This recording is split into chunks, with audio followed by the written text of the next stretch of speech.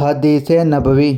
رسول اللہ صلی اللہ علیہ وآلہ وسلم نے فرمایا، ایک مسلمان دوسرے مسلمان کا بھائی ہے، پس اس پر ظلم نہ کرے اور ظلم نہ ہونے دے۔ جو شخص اپنے بھائی کی ضرورت پوری کرے، اللہ تعالیٰ اس کی ضرورت پوری کرے گا۔ جو شخص کسی مسلمان کی ایک مصیبت کو دور کرے، اللہ تعالیٰ اس کی قیامت کی مصیبتوں میں سے ایک بڑی مصیبت کو دور فرمائے گا۔ اور جو شخص کسی مسلمان کے عیب کو چھپائے، اللہ تعالیٰ قیامت میں اس کے عیب چھپائے گا۔